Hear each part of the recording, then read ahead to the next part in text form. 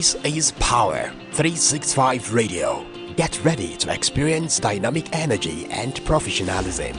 At Power 365 Radio, we pride ourselves on being your go-to source for authentic news and insight. Be it breaking news, thought-provoking discussions, we are your #1 online radio station in Southwest Nigeria. We are dedicated to delivering top-notch content that keeps you informed, entertained, and engaged. Stay connected on Power 365 Radio by following us on all our social media platforms, on Facebook at Power 365 FM, Instagram at Power 365 _FM. Power 365 Radio, your source for news and insight.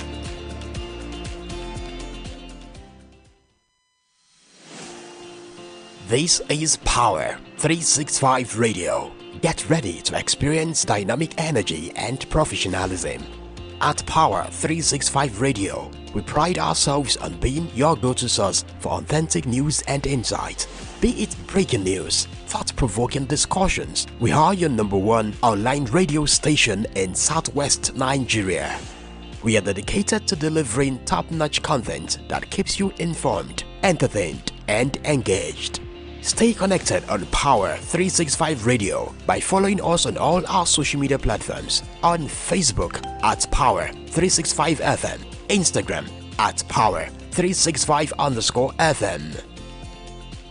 Power 365 Radio, your source for news and insight.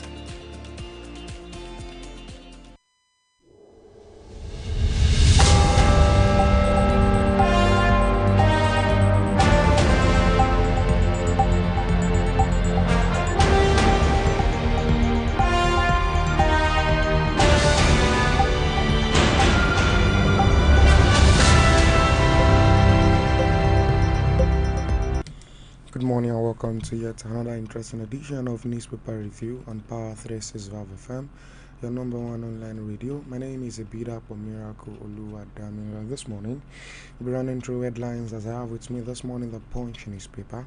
And on the front page is the headlines. Of course, several headlines actually occupies the front page of Punch this morning. I'll be taking that one after the other. Please don't forget we're live on all our social media and on Facebook at Power FM Live, on YouTube at Power 365 FM, and for the TikTok lovers at Power 365 Online Radio is where to watch us and listen to us live. And don't forget our web also. You can also watch us www.power365fm.com and watch us and listen to us live. And first of all, the headlines.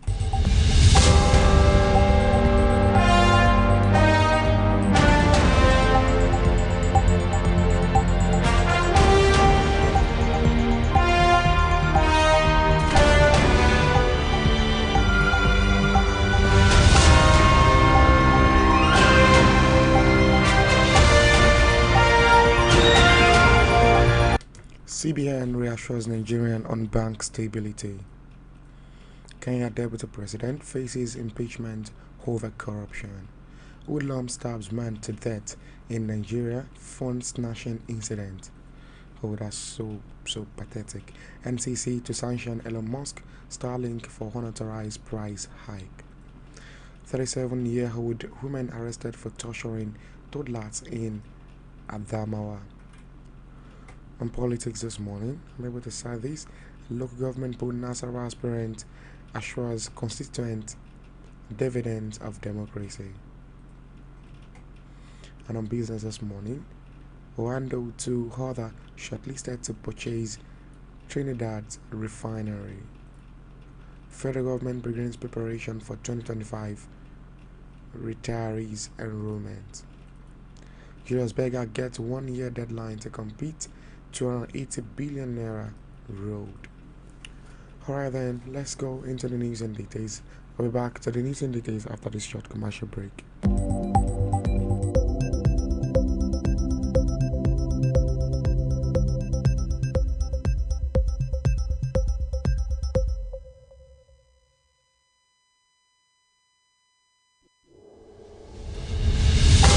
CBN reassures Nigerian on bank stability. The Central Bank of Nigeria has emphasized its commitment to the stability of the country's financial system, highlighting that regular stress tests are conducted to identify potential vulnerabilities in banks. This is according to a press release by CBN Acting Director of Corporate Communications, Mrs. Akama Sidi Ali. That was on Tuesday. The CBN recognized the crucial role that confidence plays in banking operations and want to affirm that all deposits in Nigerian bank are secure. The statement read. The statement noted that the bank's continuous stress testing of financial institutions is aimed at maintaining the resilience of the Nigerian banking sector. According to the CBN, these stress tests are an integral part of its strategy to safeguard the financial system and protect depositors' funds. The tests help the Apex Bank detect and address emerging risks before they impact the stability of the sector. Regular stress testing is conducted to identify potential vulnerabilities, helping to ensure that our financial institutions are resilient. The statement read. In addition to stress testing, the CBN has implemented an early warning system that promptly identifies potential threats to financial stability. You can read further details on that particular story as CBN reassures Nigerian on bank stability.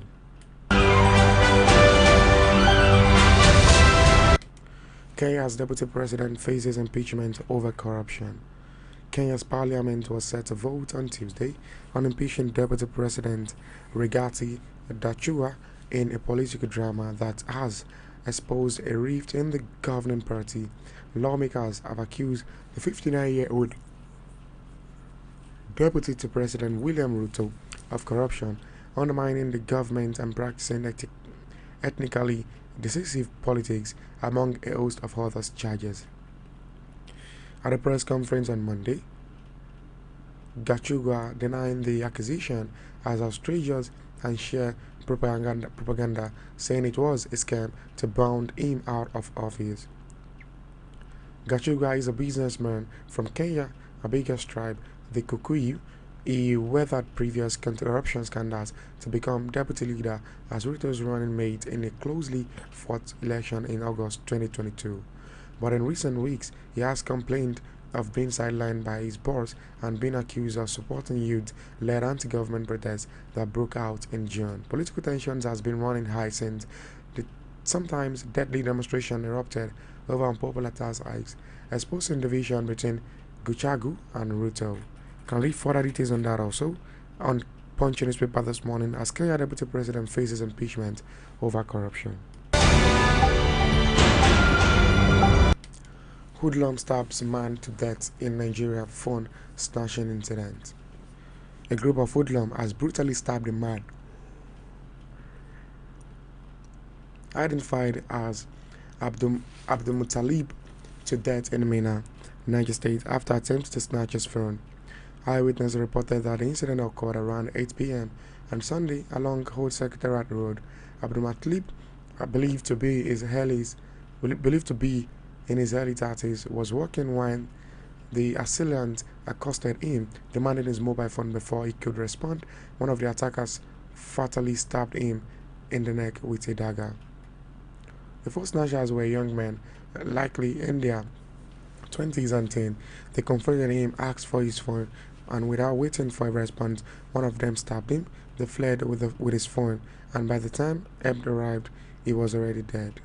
An eyewitness was declined to be named, said a resident of Mina has expressed growing concern over the surge in violent crimes, particularly phone snatching.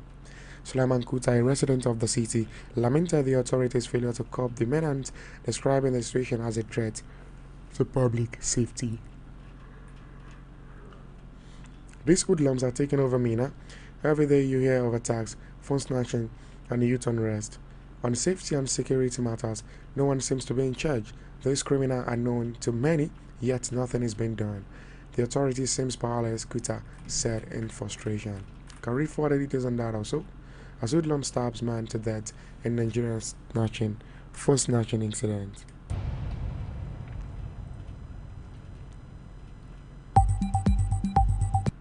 NCC to sanction Elon Musk Starlink for unauthorized price hike. The Nigerian Communication Commission has announced plans to take enforcement measure against Elon Musk's satellite internet service Starlink for raising its subscription prices in Nigeria without regulator approval.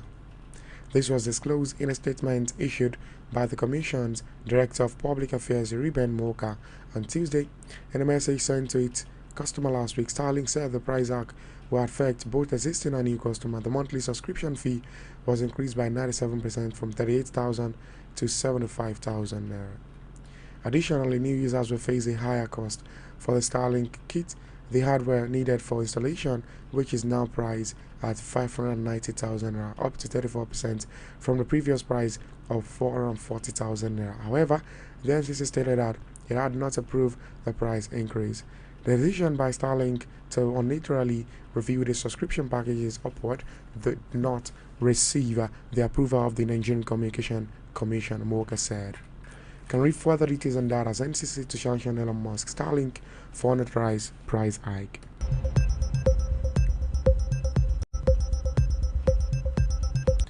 "37-year-old woman arrested for torturing toddlers in Adamawa."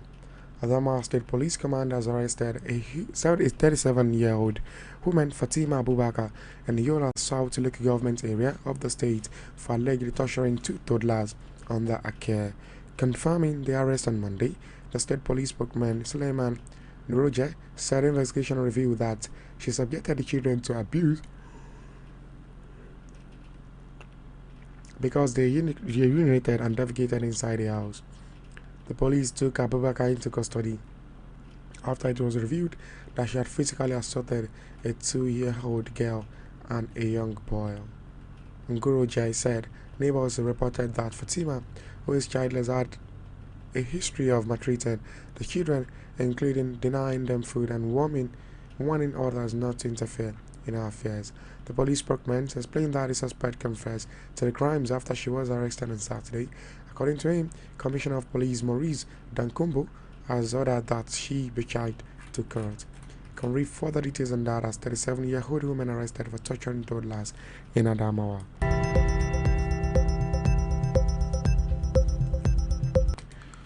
Local government pulls Nasarawa aspirant assures constituent dividends of democracy. As residents of Nasarawa State prepare to elect new leaders across the 13 local government areas of the state on November 2nd, a chairmanship aspirant under the platform of All Progressive Congress in the Adamawa Efang local government, Jonathan Mbugu, has promised his constituent democratic dividend if he is elected into the office. Speaking with journalists in the local government on Monday, Mbugu said following his contribution to the development of the area over the years, he was optimistic about emerging victorious during the poll. He explained that he had so far been overwhelmed with the support of his party leaders and numerous supporters who have been earnestly yearning for the rapid growth and development of the local government. The chairman aspirant also expressed his gratitude to the people for the unflinching support and love since he declared his interest contest for the top position in Nasarawa State Ekong local government. Can read further details on that also as local government Nasarawa aspirant assures constituent dividend of democracy.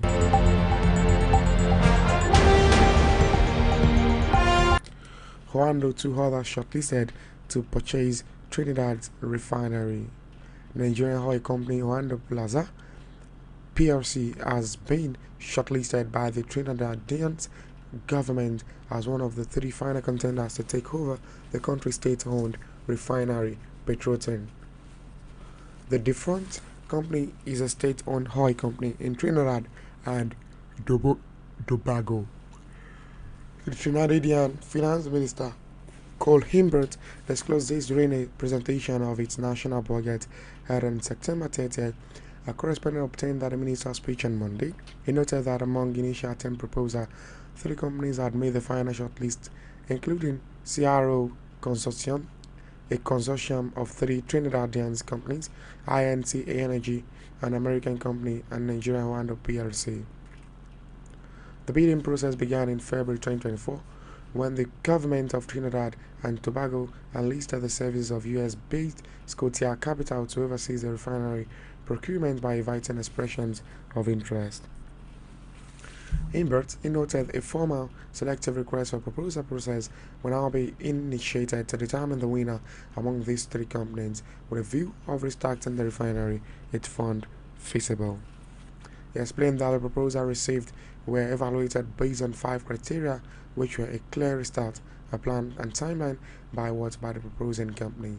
The restart plan and timeline had to include an asset integrity assessment, utility requirements such as power, natural gas, and water, as well as source of crude supply. You can read further details on that also. Has Hoando 2 others shortlisted to purchase Trinidad's refinery.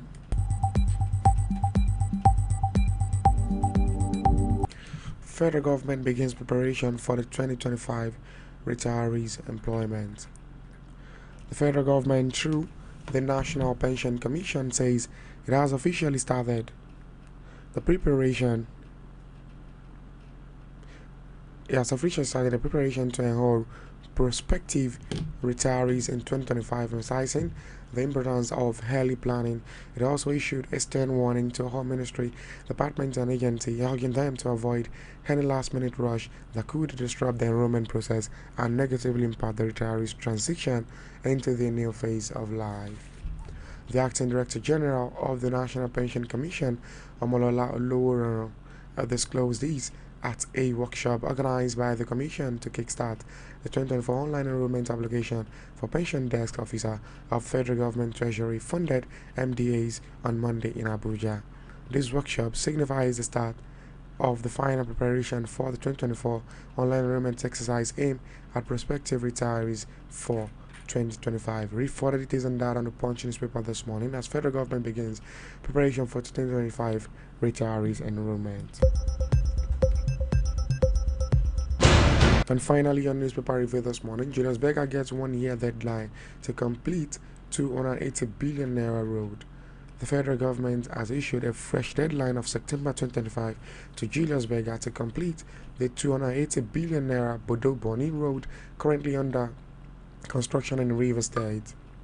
This came as President Bola Tinubu approved the fixed contract sum to Julius Berger after it was reviewed upward to facilitate the road early completion. The Minister of Works, David Umahi, disclosed this during an inspection of ongoing federal roads project in Rivers State on Monday. Umahi said the approval was given after negotiation with the contractor, who insisted on the said sum to enable it to complete the job, and also urged the company to ensure it adhered to the project specification. It stated, and let me say that we have given Julius Berger what they want in terms of the money they are looking for. We negotiated for 1 year, but Berger refused to shift ground, so we have to allow you the total amount of money you're looking for, and so we have given you the award letter, so you have to go and sign the added terms. The President and the Federal Executive Council approve your request, so the project is now to a fixed contract sum of 280 billion naira. This is the request of Berger, and Mr. President has done the request of Berger, so Berger has to at least mobilize in at least 3 locations to get this job completed. You can read further details on that also on Punch newspaper as Julius Berger gets 1 year deadline to complete the 280 billion naira road. Before we leave this morning, let's quickly run through the headlines once again. Hoodlum stabbed man to death in Niger phone snatching incident. NCC to sanction Elon Musk, Starlink for unauthorized price hike. Federal government approves airstrips for Kenaland's Oyedepo announces. American advisor to reconsider travel to Rwanda as Mabak versus kills 12. PDP kicks as Halia swears in Benue local government chairman. Local government put Nasarawa aspirant assures constituent dividends of democracy. Thank you so very much for joining us on the second edition of Newspaper Review for the week. Please do to join us again tomorrow. My name is Ebira from Miracle Oluwa Damina. Till I come your way, I'm out of the studio. Please have for yourself a fantastic and productive day ahead.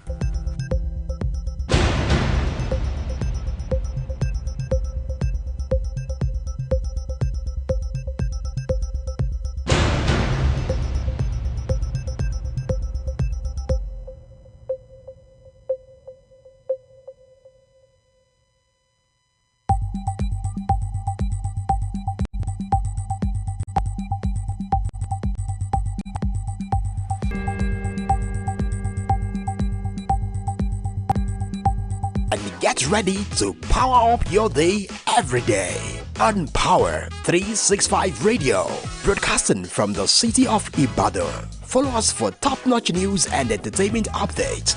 Don't miss a thing.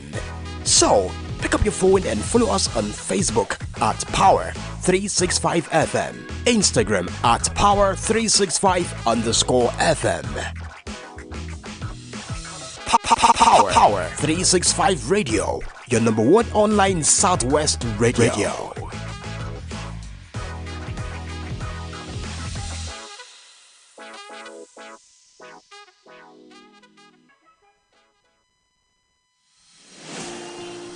This is Power